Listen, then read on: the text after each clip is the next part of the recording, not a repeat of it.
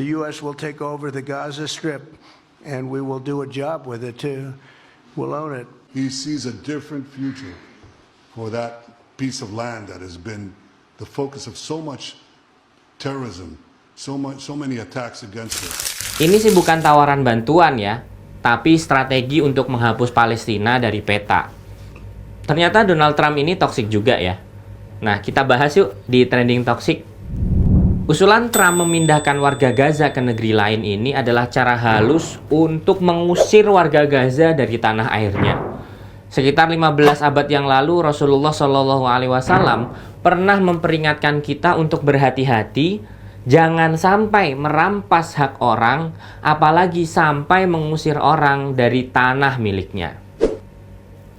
Kata Rasul SAW, "Man akhadha shibron minal ardi zulman fa innahu yutawwaquhu yaumal qiyamah min sab'i aradin." Yang dilakukan oleh Trump ini seolah tidak ada kaitannya gitu ya sama penjajahan dan pengambilan tanah. Tapi kalau kita belajar dari yang sudah-sudah, warga Palestina itu banyak yang kehilangan tanahnya karena diambil alih sama orang Israel. Nah, usulan Trump ini dengan alasan kenyamanan warga. Karena apa? Karena Gaza sedang hancur.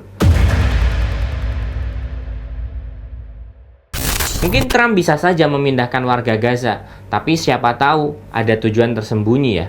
Apalagi kalau bukan pengambilan tanah Gaza. Dan lagi, solusi Trump ini hanyalah solusi semu. Karena apa? Relokasi itu bukan solusi. Karena yang harus diatasi adalah akar dari masalahnya. Apa itu?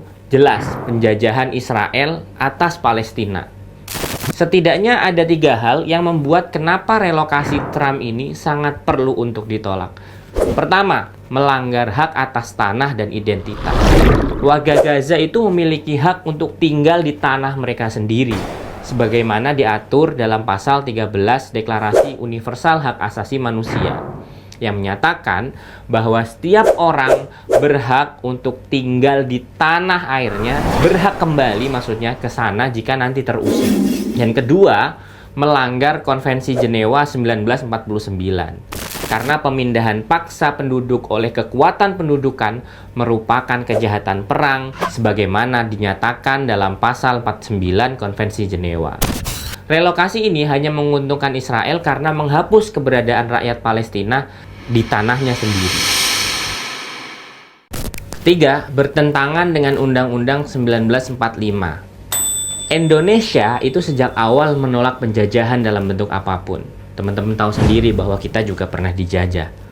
Dan ini ditegaskan dalam pembukaan Undang-Undang 1945 yang berbunyi bahwa sesungguhnya kemerdekaan itu ialah hak segala bangsa.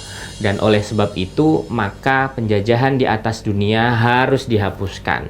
Dan yang lain sebagainya. Oleh karena itu, saya bisa bilang, menerima relokasi sama saja dengan membiarkan penjajahan terus berlangsung dan melanggar prinsip konstitusi kita sendiri. Antrian kita diserobot aja ngamuk kok. Ini tanah air loh. Coba pikir.